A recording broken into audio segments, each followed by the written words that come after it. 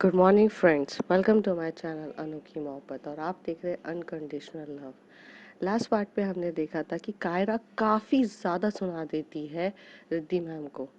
Actually उसे इतना ज़्यादा सुनाना नहीं चाहिए था, लेकिन कभी कभार होता है ना कि हम कुछ चीज़ एक्सपेक्ट नहीं करते और वैसा हो जाता है, तो हमारे इमोशंस ओवरफ्लो हो जाते हैं। शायद कायरा के साथ भी ऐसे ही हुआ था। उसको अपने इमोशंस पे कंट्रोल नहीं था और उसके मन में जो आया उसने वो सब बोल दिया। हो सकता है वो उस बातों को मीन भी नहीं करती हो, बट कहते हैं ना, बोली हुई बातें कभी वापस ली नहीं जाती। ऐसा ही कुछ हुआ था। वो चीज़ें रिद्धि को काफ़ी ज़्यादा ज़्यादा पेनफुल कर रही थी और रिद्धि वहाँ से कैब पकड़ के डायरेक्ट घर जाती है। जैसे ही वो घर जाती है तो करीब 6-7 बज चुके रहते हैं इन लोगों की ये सब चीज़ों में। तो रिद्धि के डैड भी आ चुके रहते। जब रिद्धि के डैड उसे इस हालत में देखते तो वो काफ़ी कुछ पूछना चाहते थे, लेकिन वो पूछ नहीं पाते हैं। और रिद्धि भागते से ही अपने रूम पर जाती है, सब चीज़ें रखती है, अपना मोबाइल वगैरह हर एक चीज़ साइड पे, अपना बैग्स, और वॉशरूम में नहाने चली जाती है। करीब आधा एक घंटे के बाद वो वॉशरूम से निकलती है। जैसे कि वो वॉशरूम में नहाते नहाते अपने सारे आंसुओं को पानी में हाइड करना चाहती है। जैसे कि वो किसी को रोता हुआ अपने आप को दिखाना ही नहीं चाहती। पेन उसे बहुत ज़्यादा हुआ था। इंसान अगर इंट्रोवर्ट हो, रिजर्व्ड हो, पर इसका मतलब ये नहीं होता कि उसे फील नहीं होता है। उसे बहुत ज़्यादा फील हुआ था, बहुत ज़्यादा रोना आ रहा था, और इसलिए उसने शावर का सहारा लेके अपने सारे आंसुओं को पानी में ही बहा दिया कि ताकि उसके ये आंसू किसी को दिखे नहीं। और जब वो आधे घंटे बाद वहाँ से निकली तो काफ़ी ज़्यादा अपसेट थी और वो अपने नॉर्मल काम करने पे बिज़ी हो गई। जैसे वो नीचे गई, अपने डैड के लिए चाय, कॉफ़ी और डिनर रेडी करने में लग गई। दूसरी तरफ जो कायरा थी, वो काफ़ी ज़्यादा डिस्टर्ब हो चुकी थी और वो अपने घर पे गुस्से से गई, गुस्से से सबके साथ बात कर रही, मॉम एंड डैड के साथ भी ढंग से बात नहीं कर रही, और उसका गुस्से का लेवल कुछ ज़्यादा ही बढ़ता ही जा रहा था। उसे भी समझ में नहीं आ रहा था कि क्या हो रहा है, क्यों हो रहा है, किस वजह से हो रहा है, और वो इतनी सी बात पे इतना ज़्यादा रिएक्ट क्यों कर रही है। उसे तो सुनाना था तो वो सुना कर आ गई ना, बट इतना ज़्यादा क्या गुस्सा है, क्यों उसके मन में वो गुस्सापन अभी भी बढ़ता ही जा रहा था। ऐसे कुछ सवालों के जवाब तो रिद्धि के सॉरी कायरा के पास भी नहीं थे। ये देख के तो सबको समझ में आ रहा था कि जो हालात है वो सही नहीं है। उसके डैड काफ़ी अच्छे से समझ रहे थे कि रिद्धि कोई चीज़ से अपसेट है, और वो उससे उस रात के टाइम पे तो कुछ भी डिस्कस नहीं करते हैं। और सब लोग अपनी रात को जाकर सो जाते, एज़ यूजुअल वो दिन निकल जाता है। नेक्स्ट डे संडे रहता है। संडे काफ़ी रहता है, पर जिस तरीके से संडे की मॉर्निंग में रिद्धि एनर्जेटिक होती थी, अपने डैड के साथ टाइम स्पेंड करती थी, वो गुमसुम सी रहने लग गई। वो कुछ बात ही नहीं कर रही थी और ये उसके डैड बहुत ज़्यादा नोटिस कर रहे थे, और उन्हें ये चीज़ बहुत ज़्यादा अंदर ही अंदर सताए जा रही थी कि रिद्धि को हुआ क्या है। बीइंग अ पेरेंट्स सबको ज़्यादा टेंशन होती है कि हमारी बेटी ऐसे शांति क्यों है, क्या हुआ है उसकी लाइफ में, कल से वो इतनी शांत क्यों है। और ये सब चीज़ें उसके डैड को भी वही चीज़ें बहुत ज़्यादा तंग कर रही थी। तभी वो डिसाइड करते कि वो रश्मि को कॉल करेंगे। रश्मि बचपन से रिद्धि के साथ है।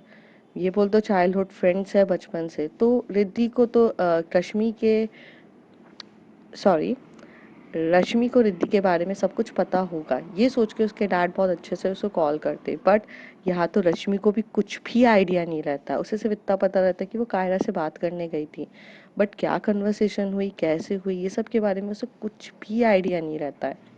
तो वो डैड को रिद्धि के डैड को कहती है कि अंकल मैं आती हूँ, और थोड़ी देर में करीब अ, आधा एक घंटे के टाइम से वो आ जाती है। रिद्धि अपने रूम पर बैठी रहती है, तो फटाक से जो रश्मि है वो रिद्धि के रूम पर जाती है। जब वो रूम पर जाती है, उससे मिलती है, उससे काफ़ी अच्छे से बात करती है, तब भी रिद्धि ऐसे नॉन इंटरेस्टिंग पर्सन की तरह रिएक्ट करके हाँ सब ठीक है, ओके, ऐसे जवाब दे रही थी। ये जवाब वो तब देती है जब वो किसी चीज़ के लिए बारे में हाइड करना चाहती है। ये रश्मि हमेशा से जानती थी। तो रश्मि उसको पकड़ती है और उसे सोफे पे बिठाती है और बोलती है हुआ क्या है। सबके सब यहाँ पर टेंशन में है। रिद्धि यार, come on, I am your best friend, you can say anything to me. Even if it is hurting you thousands of time, you can say me. बोल यार, बोलेगी नहीं तो कैसे चलेगा, मुझे कैसे समझ में आएगा? यार मैं इतनी भी अंतर्यात्मा वाली नहीं हूँ पर्सन की सब कुछ जान लूँ। तू बोलना यार प्लीज। तभी रिद्धि कहती है कुछ नहीं हुआ यार, कुछ भी नहीं हुआ। और जब वो ये कुछ भी नहीं हुआ बोल रही रहती है तो उसकी आंखों में से आंसू निकल जाते हैं। रश्मि ये देख के बहुत ज्यादा शॉक्ड होती है और जैसे वो ज्यादा हर्ट हो गई हो, क्योंकि लास्ट टाइम रिद्धि जब उसकी मॉम नहीं थी वो तभी रोई थी। उसके बाद से आज तक कभी रिद्धि रोई नहीं थी, क्योंकि ऐसा कोई भी मौका ना रश्मि के डैड ने, ना रश्मि की मॉम ने, ना रिद्धि के डैड ने कभी ऐसा मौका आने दिया कि उसे मम्मी की कमी महसूस हो और वो कभी ऐसे रोए। They are family. वो बहुत ज़्यादा रिद्धि से प्यार करते थे। रश्मि बोलने के लिए बेस्ट फ्रेंड थी, लेकिन वो सिस्टर से ज़्यादा प्यार करती थी उसे। बहुत ज़्यादा प्यार करती थी। तो जिस दिन उसने उसकी आंखों में देखा ना आंसू, वो बहुत ज़्यादा उसकी, उसको इतना ज़्यादा हर्ट हुआ, शायद मैं लफ्ज़ों में बयान नहीं कर सकती। अगर आप लोगों के भी कोई इतना दिल के करीब होगा तो आपको समझ में आ जाएगा कि काफ़ी दर्द होता है जब अपना ही कोई रोता है। तभी रश्मि उसे एकदम से हक करती है और बहुत टाइटली हक करके बोलती है बोल हुआ क्या। तभी पहले तो रिद्धि नहीं बताती है, फिर वो बोलती है कि कायरा से रिलेटेड है। मुझे पता है रिद्धि, अब मुझे पता क्या हुआ, तुम दोनों गए थे, क्या हुआ, क्या कन्वर्सेशन हुई, तू मुझे बताएगी नहीं तो कैसे पता चलेगा। रिद्धि फर्स्ट टाइम इतनी ज़्यादा डीपली हर्ट होती है कि वो सारे बता देती है, और वो एग्जैक्टली वही वर्ड्स बताती है जो कायरा ने उसे कहे रहते हैं। यूज़ करना, तुम तो मयूर से भी ज़्यादा घिरी हुई हो, ये वो सब बोलती है। जैसी ये रश्मि सुनती है उसका तो खून खौल उठता है, और वो ऐसा लग रहा था कि जैसे वो खड़े होके अभी कायरा को थप्पड़ ही थप्पड़ मारेगी और ये बोलेगी कि तुमने सोचा भी कैसे कि हम उस टाइप के कैटेगरी के लोग हैं। और वो इतना सब कुछ सुनने के बाद कायरा के पास जाने ही वाली रहती तो रिद्धि उसका हाथ पकड़ के उसे खींच के बोलती है क्या, कहाँ जा रही हो। तो कहती है मैं बताती हूँ ना कायरा को, बहुत ज़्यादा उसका होने लग गया है ना, हम थोड़े से फ्रेंडली क्या हुए उससे तो वो तो सर पे चढ़ के नाच रही है। और क्या हो गया, गलत प्यारी तो किया है, कुछ गलती थोड़ी ना की है जो इतना ज़्यादा बोल कर सुना कर गई है। और तुम बेवकूफ़ों की तरह सुनकर आ गई हो, तुम ऐसे थप्पड़ मारते नहीं बनता। आई I मीन समझ में नहीं आता रिद्धि क्या है। चलो तुम मुझसे प्यार करती हो, ठीक है, तुमने कन्फेस किया, पर किसी के भी प्यार का कोई इतने बुरे तरीके से इंसल्ट करे, ह्यूमिलेट करे, ये सब की इजाज़त नहीं है किसी को। उसे समझना होगा, उसे दूसरों की फीलिंग्स की कदर करनी सीखनी होगी। रिजेक्शन देने का भी अलग तरीका होता है। वो कह सकती थी कि मैम देखो आपको गलती हो गई है, मैं ऐसी नहीं हूँ, बात करती, इतनी सारी बातें सुना के सबके सामने ह्यूमिलेट करने की क्या ज़रूरत थी। रिद्धि वो लड़की सही नहीं है। और तुम जो भी बोलो मैं उसे छोड़ने वाली नहीं हूँ, मैं उसे, उसने मेरी बेस्ट फ्रेंड की ऐसी सुनाया है। मैं जब नॉर्मल लोगों के लिए लड़ लेती हूँ तो फिर तुम मेरी जान हो, मैं तुम्हारे लिए तो उसको चार बातें सुनाकर ही आऊंगी। तभी रिद्धि उसको बोलती है काम डाउन रश्मि, काम डाउन। गलती उसकी नहीं है यार, गलती हमारी है। हमने चीज़ों को समझा नहीं, हमने शायद उसके मेंटोर की चीज़ों को प्यार समझ बैठी मैं। गलती मेरी है यार। मुझे मुझे उस रात उसको किस नहीं करना चाहिए था। किस, डिड यू किस हर। तभी रिद्धि कहती है हाँ, उसी बात से तो ऑकवर्ड फीलिंग्स आ गई थी। टीचर्स डे था, हम लोग थे, घर पे आए थे, थोड़ी मस्ती मजाक हुई, ड्रिंक्स के नशे में मैंने उसे किस कर दिया। और उस किस के बाद से कायरा मुझसे बात नहीं कर रही थी। फिर मैंने सोचा कि उससे बात करके सब कुछ क्लियर करूँ। और ये तो उसने उस किस के टाइम पे तुम्हारे साथ कुछ रिएक्ट किया था, रश्मि पूछती है। तभी रिद्धि कहती है मतलब क्या, कैसे रिएक्ट, आई मीन उसने रोका। तो रिद्धि कहती है नहीं उस समय तो नहीं रोका था। तो वो तुम्हें इतना ह्यूमिलेट कैसे कर सकती है फिर। वो खुद किस कर रही थी, वो खुद रेडी थी किस करने के लिए, उसे खुद अच्छा लग रहा था किस करते हुए, तो फिर वो तुम्हें इतना ह्यूमिलेट कैसे कर सकती है? तुम पता है पागल हो जो उसकी सारी बकवास सुनकर आ गई हो। मैं होती तो थप्पड़ ही मार देती उसे, लेकिन नहीं, तुम तो रिद्धि शाह हो। रश्मि छोड़ना यार, क्या करना है। ऐसे करके रिद्धि बहुत इमोशनल थी, तभी रश्मि उसे हक करती है और बहुत काफी अच्छे से हक करती है। तभी रिद्धि ये बोलती है कि उसने मुझसे कहा है कि वो मेरी शक्ल तक नहीं देखना चाहती है। वो मेरी शक्ल नहीं देखना चाहती है यार। मैं इतनी बुरी हूँ क्या यार, कि कोई मेरी शक्ल तक नहीं देखना चाहता है। मैंने इतना क्या किया यार। पता है रिद्धि, लाइफ, पता है रश्मि, लाइफ में ना जिसको सबसे ज्यादा प्यार किया सब दूर हो गए। मॉम को किया, मॉम चली गई। कुछ ऐसे दोस्त थे जो दिल के इतने करीब थे, सबने धोखा दे दिया। यार मैं भी तो ह्यूमन बीइंग हूँ, नॉर्मल लड़की हूँ, नॉर्मल तरीके से लाइफ जीना चाहती हूँ। बट लाइफ में ना इतना सब कुछ देख लिया है ना, तो अब किसी से बात करने की, अपने इमोशंस खोलने की इच्छा ही नहीं होती। बहुत हिम्मत करी थी यार, बहुत ज़्यादा हिम्मत करी थी कि उसे अपने दिल की बात बताने की। बट ये नहीं सोचा था कि वो इस तरीके से रिएक्ट करेगी। मेरी लाइफ की पहली मोहब्बत, और वो भी इस तरीके से चकनाचूर हो गई। बहुत बहुत दुख होता है रश्मि, बहुत ज़्यादा दर्द होता है यार। हम उस इंसान से इतना प्यार करते हैं जिसकी आंखों में आंसू तक नहीं देख सकते, तो उसे अपने हाथ से कैसे मार सकते हैं? मोहब्बत का तो नाम ही ये होता है ना, फना होना। तो मैं अपनी मोहब्बत पे फना होना चाहूँगी, ना कि उसे ह्यूमिलेट करके उसने मेरे साथ जैसा बिहेव किया है वैसे मैं उसके साथ बिहेव करूँ। फिर उसमें और मुझ में क्या फ़र्क रह जाएगा? उसने मुझसे प्यार नहीं किया, ठीक है, बट मैंने तो किया है ना। मैं क्यों उसे हर्ट करूँ? रश्मि, उसे हर्ट करूँगी तो मुझे हर्ट होगा।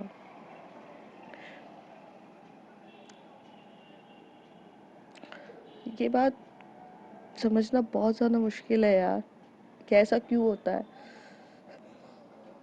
पर हो जाता है यार। हो गया मुझे भी। पता है मॉम के जाने के बाद मैंने ना हर दरवाजे क्लोज करके रखे थे, सिर्फ एक तू ही थी जो इस दरवाजे में जबरदस्ती घुसती है। पर कायरा के टाइम पे वो दरवाजे अपने आप खुलने लग गए। उसे देख के फील हुआ, जो लड़की अपने टीचर्स डे पे कभी डांस नहीं करती, वो उसे देख के उसके उसके साथ रहते रहते थोड़ी बच्चों वाली बनने लग गई। मैं भूल गई यार कि मैं टीचर हूँ, मेरे भी कुछ लिमिट्स हैं।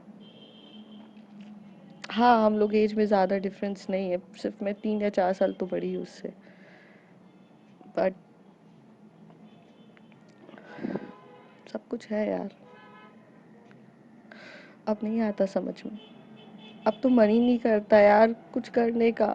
ऐसा लगता है सब कुछ बदल गया, सब कुछ।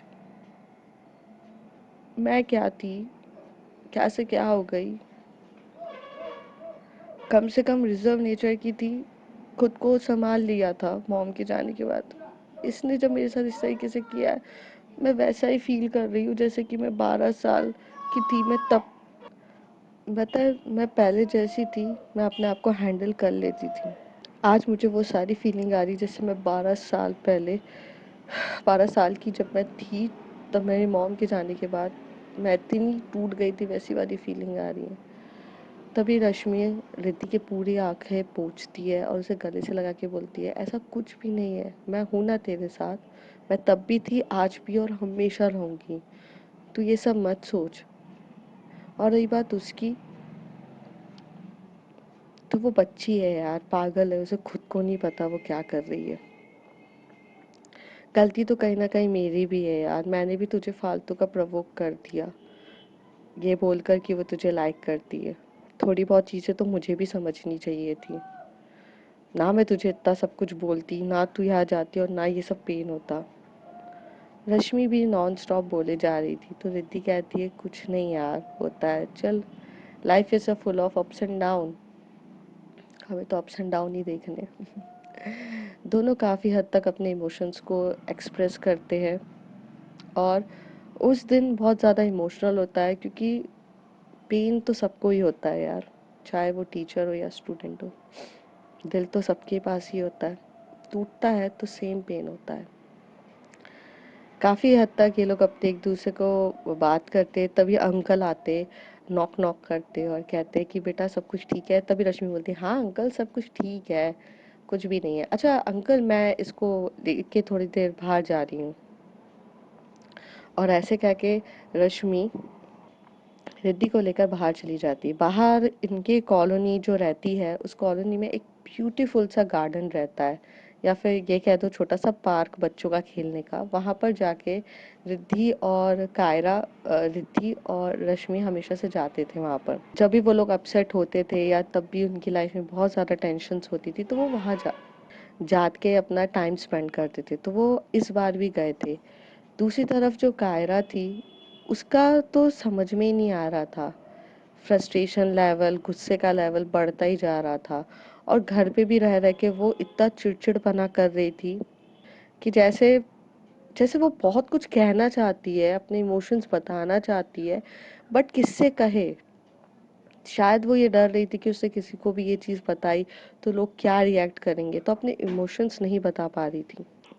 कायरा का बेस्ट फ्रेंड तो उसका अभी था और अभी उसका फ़ोन बिल्कुल भी पिकअप कर ही नहीं रहा था।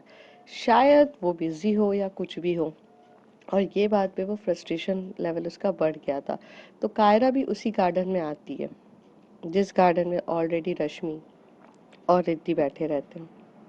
और जो रश्मि रहती है, रिद्धि रहते हैं, ये लोग एक बेंच में बैठ के सब कुछ ऐसे देख रहे रहते, इधर उधर की बातें कर रहे रहते, मूड को फ्रेश करने के लिए काफ़ी हद तक करते।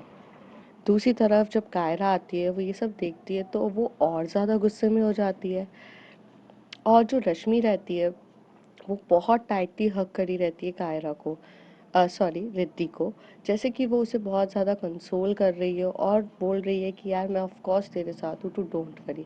और ये एक क्यूट सी बेंच पे जो रिद्धि रहती है अपना हेड रश्मि के ऊपर रखकर रखा रहता है और हाथ दोनों ने एक दूसरे का हाथ पकड़ा रहता है और बस इधर उधर की थोड़ी बहुत बातें कर रहे रहते हैं। वो मोमेंट ऐसा स्वीट सा था कि सब ऐसा वो मोमेंट था कि जहाँ पर जो रिद्धि है वो अपने आप को बस ये कह रही है रश्मि से कि प्लीज़ संभाल ले यार, अंदर से तो बहुत ज़्यादा टूट गई हूँ। और रश्मि बोल रही थी कि मैं हूँ तो ऑफ कोर्स संभालूंगी, ऐसे कह के बस यही मोमेंट उनके बीच में चल रहा था। पर दूर से कहीं जब वो कायरा उसे देख रही थी तो उसे बहुत ज़्यादा गुस्सा आ रहा था।